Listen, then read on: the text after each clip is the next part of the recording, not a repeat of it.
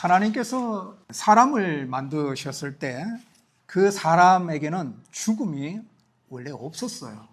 하나님께서 아담을 창조하시는 모습을 보면 하나님께서 흙을 이렇게 빚으셔가지고 몸을 만드시고 그리고 그 코에 생기를 불어넣으셨다 이렇게 말씀하시잖아요. 그래서 생명이 되었다라고 표현을 했습니다. 이 생명은 살아있는 존재라는 그런 의미예요. 살아있는 자가 되었다 이런 뜻이에요. 그래서 아담이 하나님으로부터 창조함을 받고 살아있는 존재, 생명 있는 존재로 창조되었기 때문에 이때는 아담에게는 죽음이 없었어요. 죽음이 언제 들어옵니까? 아담이 범죄하고 난 다음에 죽음이 들어와요. 원래는 죽음이 없었어요. 만약에 아담이 범죄하지 않았다면 죽음이 없어요. 영원히 사는 거예요. 그런데 아담이 범죄함으로 인해서 하나님이 하지 말라 하신 그 선악을 알게 하는 나무의 실과를 따먹음으로 말미암아 죽는 존재가 되었죠. 죽음이 들어온 거예요. 사실 우리 인생 가운데 이 죽음은 가장 결정타입니다. 죽음이 들어오게 되면 모든 것이 다 끝나버려요. 우리가 먹는 것도, 우리가 입는 것도, 우리가 누리는 것도 모든 것이 다 끝납니다. 우리가 한평생 일구어온 모든 것들이 있다 할지라도 이 죽음 앞에서는 그것이 다 사라져버려요. 의미가 없습니다. 내가 가지고 있는 어떤 것도 사실은 죽음을 넘어서 가져갈 수 있는 게 없어요. 그리고 죽음 이후에 내가 어떤 계획을 세울 수도 없습니다.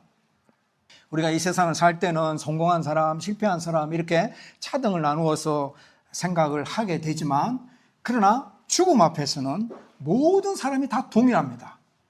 부자든 가난한 사람이든 권세 있는 사람이든 권세 없는 사람이든 죽음 앞에는 다 동일합니다. 그래서 우리 인생이 정말 100년을 산다 하더라도 정말 이 죽음으로 끝나버리면 정말 우리 인생은 허무한 인생이 아니겠는가. 사실 오늘 부활의 주님, 부활의 신앙은 이 죽음을 뛰어넘는 이야기를 하고 싶은 거예요. 그래서 전도서 1장 14절 말씀 한번 볼까요? 내가 해 아래에서 행하는 모든 일을 보았노라. 보라, 모두 다 헛되어 바람을 잡으려는 것이로다. 여기 보면 헛되다라는 말이 나오죠. 이 헛되다라는 말이 헤벨이라는 그 단어를 쓰는데 이 무의미하다는 그런 뜻이에요. 아무런 의미가 없다. 내가 해 아래에서 세상에서 행하는 모든 일들이 다 헛되다. 무의미하다. 의미가 없다라는 거죠. 정말 우리 바람을 잡을 수 있나요? 못 잡죠. 바람을 잡는 헛된 일에 불과하다. 이렇게 표현을 하고 있습니다.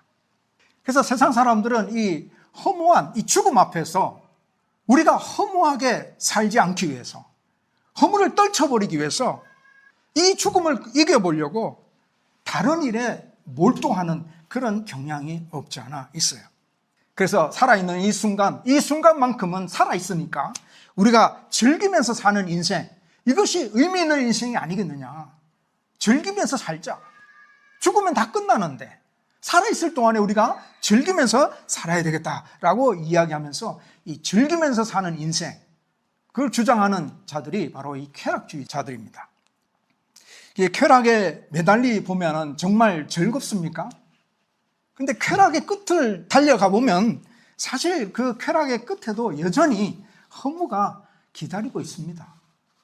술이나 도박이나 마약으로 이렇게 자신의 어떤 허무함을 달래보려고 하지만 인생을 즐겁게 한번 살아보려고 하지만 사실은 그 끝은 또 허무입니다.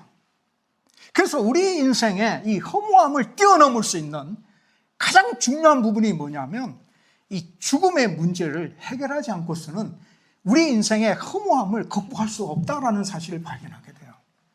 이 세상에서 아무리 좋은 것을 가져도 아무리 멋진 것을 누려도 참된 만족을 얻지 못하는 게 우리 인생의 현주소입니다. 정말 우리가 살아가면서 한순간은 만족스러운 그런 찰나가 있을 수는 있지만 그러나 영원한 만족 말입니다. 그리고 참된 만족 말이에요. 이런 것들은 누릴 수가 없다라는 거예요. 이스라엘 역사상 솔로몬 왕이 있는데요. 이 솔로몬 왕은 가장 부자였습니다. 정말 솔로몬의 그 지혜가 뛰어나서 주변에 있는 나라들의 왕들이 솔로몬의 지혜의 말을 듣고자 보화를 가지고 와서 솔로몬에게 바치면서 이야기를 들었어요. 나라가 부강해졌습니다. 솔로몬에게는 엄청난 지혜가 있었습니다. 그리고 이스라엘 역사상 가장 영토가 넓었던 그 시대가 언제냐면 솔로몬 왕입니다. 땅이 제일 컸어요. 정복해가지고. 그래서 이 솔로몬 왕은 정말 많은 것들을 누렸습니다. 여러분 전도서 2장 8절 말씀 볼까요? 왕들이 소유한 보배와 여러 지방의 보배를 나를 위하여 쌓고 또 노래하는 남녀들과 인생들이 기뻐하는 처첩들을 많이 두어놓으라. 많은 금은 보배를 가져오고 있고 노래를 즐거움으로 삼아보고 있고 또 솔로몬 왕은 후궁이 1000명이라고 합니다. 이렇게 솔로몬 왕이 자신의 삶을 살아보면서 결론이 뭘까요? 그 사람은 어떤 인생의 결론을 내렸을까요? 정말 쾌락을 쫓아 살아보니 정말 만족이 있더라, 행복했다라는 이런 이야기가 있을까요? 근데 전도서에 보면 솔로몬이 기록한 말씀인데 거기에 보면 솔로몬의 모든 이야기가 다 이 땅에 인생이 추구하는 모든 것들은 다 헛되다. 한마디로 헛되다는 말로 결론을 내려요. 그러나 마지막 장 전도서 12장 13절에 가서는 솔로몬이 마지막에 이 말로 자신의 인생의 삶을 결론을 짓습니다. 같이 읽어봅시다. 일의 결국을 다 들었으니 하나님을 경외하고 그의 명령들을 지킬지어다. 이것이 모든 사람의 본분이니라. 모든 사람의 본분. 본분이라는 게 뭘까? 인간의 모든 것, 인간의 전부, 인간의 본질. 인간의 본질은 하나님을 경외하고 하나님의 명령을 지키면서 사는 것. 이런 삶을 살아갈 때 인간의 본질을 성취해 가기 때문에 참된 만족을 누릴 수 있다라고 결론을 내립니다. 그래서 저는 이 결론의 이야기를 이런 삶은 정말 충만한 삶이다 라고 표현을 하고 싶어요. 우리 인생에 허무한 인생을 살아가는 삶이 아니라 우리 인생이 충만한 인생이다. 충만하게 채워가는, 넘쳐나는 그런 인생을 살 수 있다라는 것을 깨달을 수가 있어요. 사도 바울이 이 헛되다는 말을 조금 다르게 각도를 조금 돌려서 표현을 하고 있는 장면이 나오는데요. 우리 한번 같이 봅시다. 고린도전서 15장 10절에 보면 같이 읽어볼까요? 그러나 내가 나된 것은 하나님의 은혜로 된 것이니 내게 주신 그의 은혜가 헛되지 아니하여 내가 모든 사도보다 더 많이 수고하였으나 내가 한 것이 아니요 오직 나와 함께 하신 하나님의 은혜로라. 여기 보면 헛되지 아니하다라는 말이 나오죠. 헛되지 아니하여, 무엇이 헛되지 아니하다는 겁니까? 내게 주신 하나님의 은혜가 헛되지 않다라고 이야기하고 있잖아요.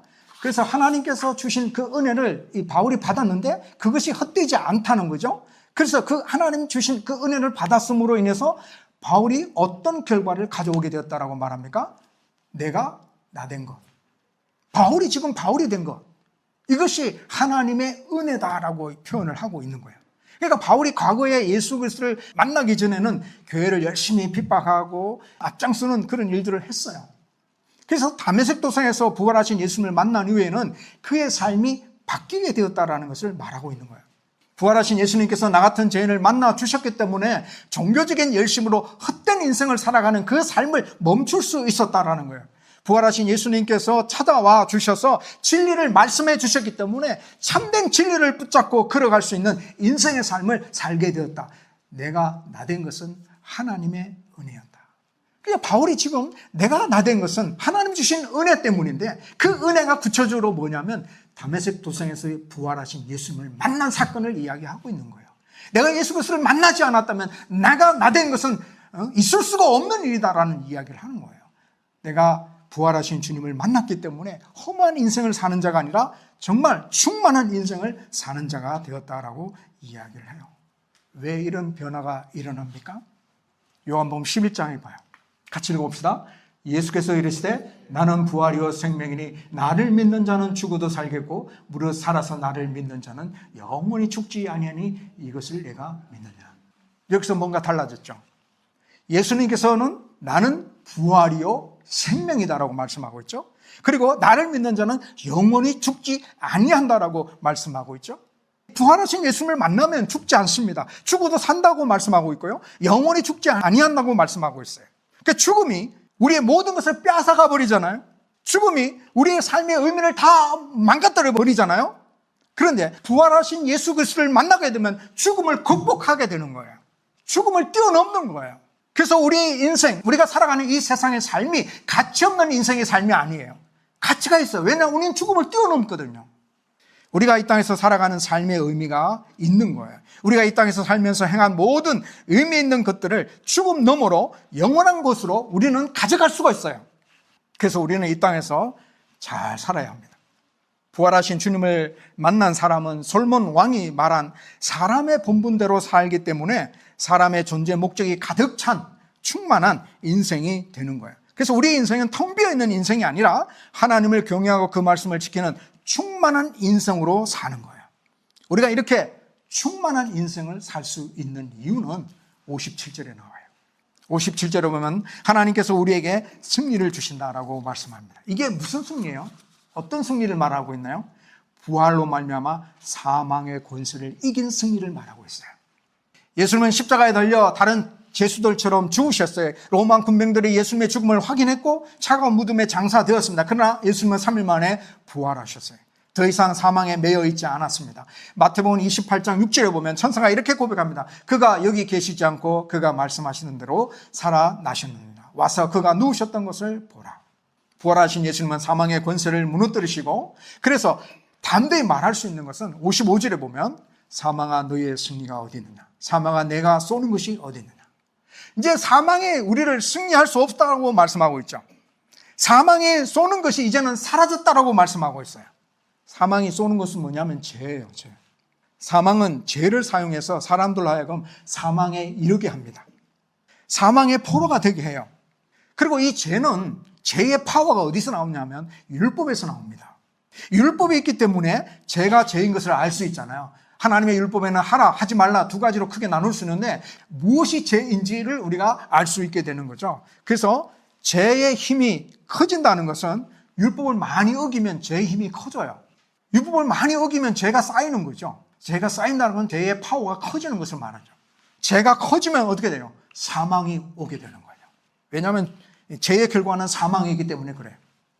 그래서 로마서 5장 12절 말씀에 그러므로 한 사람으로 말미암아 죄가 세상에 들어오고 죄로 말미암아 사망이 들어왔나니 이와 같이 모든 사람이 죄를 지었으므로 사망이 모든 사람에게 이르렀느니라.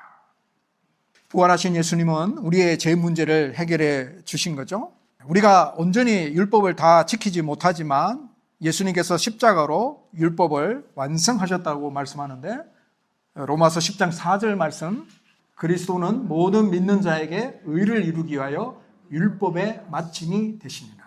사실 우리가 율법을 완성해 가야 되는데, 우리가 율법을 지켜야 되는데 우리는 다 지키지 못하잖아요. 그런데 예수님께서 율법의 마침이 되셨다, 율법을 완성해 주셨다라는 의미예요. 그래서 부활하신 예수 그리스도를 믿는 자에게는 더 이상 정죄함이 없습니다. 더 이상 죄의 지배 아래 있지 않아요. 사망의 권세에 벗어났어요. 따라서 죽음이 끝이 아니라 죽음은 단지 새로운 시작을 여는 하나의 통로가 됩니다. 그래서 죽음을 통과하면 하나님이 예비해 놓으신 영원한 삶이 시작이 됩니다.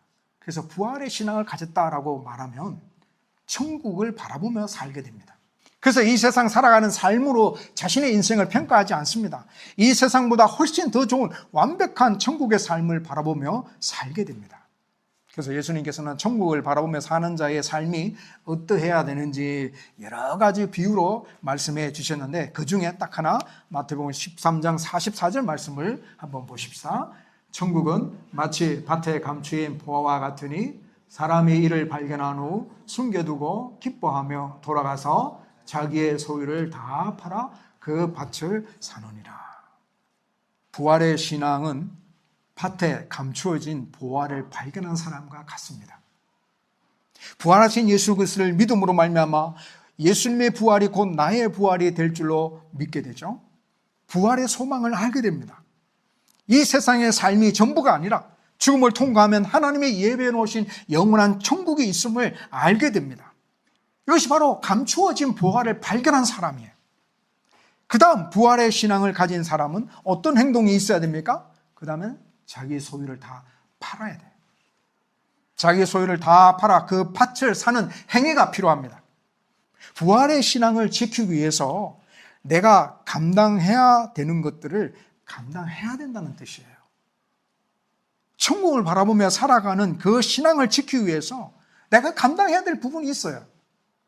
내가 신앙생활 잘하기 위해서 힘쓰고 애써야 될 부분이 있습니다. 어떤 경우에는 손해를 봐야 돼요. 어떤 경우에는 양보도 해야 됩니다. 어떤 사람에게 배척당하는 일들이 발생할 수도 있어요. 그거를 다 감당해야 됩니다. 그게 바로 자기의 소유를 팔아 그 밭을 사는 행위와 같다는 뜻이에요. 우리는 천국이 있음을 알고 믿음으로 천국에 들어갈 것을 알기 때문에 인내함으로 이 믿음의 길을 잘 걸어가야 돼요. 히브리서 11장에 보면 믿음의 선배들이 쫙 열거되죠. 그들이 어떻게 그들의 믿음을 지켰는지 언급하면서 16절에 가면 이런 말씀을 합니다. 그들이 이제는 더 나은 본향을 사모하니 곧 하늘에 있는 것이라. 그러므로 하나님이 그들의 하나님이라 일컬음을 받으심을 부끄러워하지 아니하시고 그들을 위하여 한 성을 예비하셨느니라. 그러니까 믿음의 선배들도 이런 부활의 신앙을 가지고 본향을 사모하며 살았다라는 뜻이에요. 이 본향이 뭐예요? 하나님이 예비해 놓으신 한 성, 하늘에 있는 천국을 말하고 있는 거예요. 그 천국을 바라보면서 그것을 사모하면서 이 믿음의 길을 걸어갔다라고 이야기를 하고 있는 거예요. 그래서 결론입니다. 부활신앙을 가진 자는 58절에 보면 두 가지를 권면하고 있습니다. 첫째, 견실하며 흔들리지 말라. 이 말은 뭐냐면 부활의 신앙을 굳게 붙잡아라라는 뜻이에요. 요동함이 없이 믿음을 지키면서 살라라는 뜻이죠. 바다 위에 태풍이 막 불면 파도가 휘몰아치잖아요. 그러면 배가 크게 흔들리죠. 그리고 사람들은 그 파도에 무서워서 벌벌 떱니다. 참 우리 인생이 그런 것 같아요. 사랑하는 사람이 죽었거나 또 갑작스러운 어떤 실패나 어떤 힘겨운 일들을 만날 때 이런 파도가 몰아치면 정말 우리 인생이, 우리의 삶이 그냥 송두리째 흔들릴 때가 많습니다. 그러나 깊은 바다 속 심해로 내려가 보면 그곳은요, 태풍이 와도 영향을 받지 않아요. 이 부활신앙을 붙잡는다는 의미는 바로 이 우리의 삶의 뿌리를 바다 표면에 두는 것이 아니라 천국이라는 그 심해에 내리고 사는 것과 같습니다. 우리의 삶에 어려움이 막 몰려와도 우리가 그 천국을 바라보며 그 천국에 우리의 소망을 두고 믿음을 지키면 우리의 삶이 흔들리지 않는다는 뜻이에요. 여러분, 우리가 잘 아는 아브라함이 아들 이삭을 모리아산에서 바치잖아요. 아브라함이 어떻게 이삭을 바칠 수 있었을까? 참 대단하고 놀랍지 않습니까? 근데 히브리서 기자는 이렇게 표현을 했어요. 아브라함이 부활신앙을 가졌기 때문에 하나님께 이 이삭을 바칠 수 있었다라고 이야기를 해요. 정말 인간적으로 봤을 때 사람을 잡아서 하나님 앞에 드린다는 거 있을 수가 없잖아요. 사실 그때 당시에는 종교적으로 몰렉이라는 그런 종교가 있기는 있었어요. 사람을 잡아서 신에게 바친다 하는 그런 종교가 있기는 있었지만 하나님은 그런 하나님이 아니시잖아요. 한 번도 그런 게 없었어요. 근데 아브라함에게 이삭을 바치라 하신 하나님, 인간적인 측면에서도 도저히 아들을 잡을 수 없는 그런 어려움이 있고, 또 하나님의 언약적인 측면에서 한번 생각해 보면 사실 이삭은 하나님께서 아브라함에게 100세 때 주신 아들이에요. 그리고 이삭을 주시면서 하나님께서 약속을 하셨어요. 이 이삭을 통해서 너로 하여금 큰 민족을 이루게 하겠다. 이삭을 통해서 아브라함의 그 민족이 형성될 것이라고 하나님께서 축복의 약속을 해 주셨는데 이삭을 바치라니 이 말이 돼요? 말이 안 되잖아요. 근데 아브라함이 하나님의 이 명령 앞에 순종하는데요. 그 순종하는 모습이 히브리서 기자는 이렇게 표현을 했어요. 히브리서 11장 19절 말씀해 보면 같이 읽을까요? 그가 하나님이 능히 이삭을 죽은 자 가운데서 다시 살리실 줄로 생각한지라. 비유컨대 그를 죽은 자 가운데서 도로 받은 것이니라. 보세요. 부활신앙이죠. 하나님 바치라 하셨으니 내가 하나님께 바치면 하나님께서 죽은 자도 살려주실 것이라고 아브라함은 믿고 있는 거예요. 이런 부활 신앙을 가지고 우리가 믿음을 생활을 한다면 흔들리지 않을 거예요. 두 번째 권면은 항상 주의 일에 더욱 힘쓰는 자들이 되라라는 말씀을 하고 있습니다. 왜냐하면 이 일이 주 안에서 헛되지 아니하기 때문에 그렇습니다. 따라서 부활의 신앙을 가진 자들은 이제 헛된 인생을 사는 사람이 아니에요. 하나님의 영광을 위해서 살기 때문에 헛된 인생이 되지 아니하고 충만한 인생이 됩니다. 자, 주의 일에 힘쓰는 자가 되라는 것은 소망의 삶을 살라라는 그런 의미인데요. 하나님께서 우리를 부르시고 또 우리에게 맡기신 귀한 사명을 따라 살아가는 것을 의미하는데요.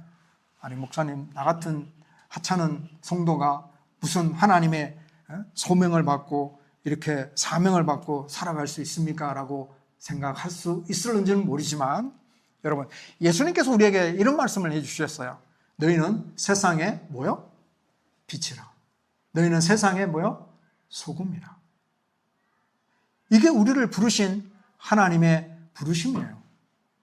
하나님께서 우리를 죄악에서 건져내시고 하나님의 자녀로 삼으시고 그리고 우리를 향하여 너희는 세상의 소금이요 너희는 세상의 빛이라고 말씀해 주셨어요. 우리에게 주신 하나님의 소명이에요. 어떤 주의 일을 목사처럼 주의 일을 해야 그것이 하나님 앞에 분을 받은 소명의 일을 감당하는 것이다라고 생각할 것이 아니라 이것을 더 폭넓게 넓혀보게 되면 하나님께서 우리를 부르신 그 부름, 우리가 예수 그리스도를 믿고 살아가는 그 삶의 모습, 이것이 바로 하나님께서 우리를 부르신 그 부름의 삶의 모습이에요. 그래서 우리가 하나님의 부름을 받고 이 땅의 삶을 살아갈 때에 예수 믿는 자의 모습으로 세상의 빛이 되고 소금의 역할을 감당해 나가는 그런 삶, 이것이 바로 주의 일에 힘쓰는 소명의 삶의 모습이에요. 더 놀라운 것은 우리가 이렇게 살아가면요, 하나님 우리에게 상급을 주신대요. 이런 이야기 들어보셨어요? 하나님께서 우리에게 상급을 주신대요. 아니, 천국 가면 모든 것이 다 있잖아요. 넘쳐나잖아요. 천국에는 눈물도 없고 슬픔도 없고 차등도 없고 차별도 없어요. 완벽합니다.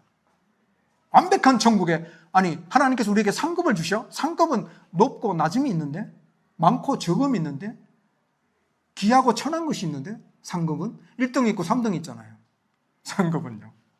그러면 이게 불공평한 것이 아닌가? 천국에는 불공평한 모습들이 있는가 아닌가라고 생각을 할 수 있지만 그것을 뛰어넘어 아무 누구도 불평함이 없는 하나님 주시는 그 상급이 우리에게 있다고 말씀해요. 한번 볼까요? 히브리서 11장 6절에 같이 읽읍시다. 믿음이 없이는 하나님을 기쁘시게 하지 못하나니 하나님께 나아가는 자는 반드시 그가 계신 것과 또한 그가 자기를 찾는 자들에게 상 주시는 심을 믿어야 할지니라. 보세요. 상 주신다고 말씀하잖아요. 계시록 22장 12절 말씀 같이 한번 더 봅시다. 보라, 내가 속히 오리니 내가 줄 상이 내게 있어 각 사람에게 그가 행한 대로 갚아주리라. 예수님께서 상을 주신다고 말씀하고 있잖아요. 그래서 오늘 우리가 부활의 신앙을 가지고 살아가는 오늘 우리의 삶이 의미가 없는 것이 아니고 정말 중요한 삶이에요. 가치 있고 의미 있고 정말 충만한 인생의 삶을 살아가는 귀한 삶의 모습들이에요. 그래서 우리가 이 땅의 삶을 살아가는 그 삶을 소중하게 가꾸면서 하나님의 영광을 드러내면서 그렇게 살아갈 필요가 있다는 사실이에요. 왜냐하면 우리가 이 땅에 살아간 그 삶의 열매를 통하여 하나님께서 우리에게 상급을 주시고 또한 우리가 이 땅에 살아가는 그 삶을 통하여 믿음의 삶을 통하여 하나님이 예배해 주신 영원한 천국에서의 삶이 우리에게 주어지기 때문에 우리가 살아가는 이 믿음의 삶이 정말 가치 있어요. 여러분 소중하게 여기십시오. 주일에 한번 나와서 예배드리고 또 하나님 묵상하고 하나님을 가까이 하는 그 신앙이 얼마나 소중한지 몰라요. 정말 이 세상의 다른 무엇보다도 가장 소중한 것임을 여러분 알고 함께도 부활의 신앙을 가지고 전진해 나가는 우리의 삶이 되기를 주의 이름으로 축복합니다.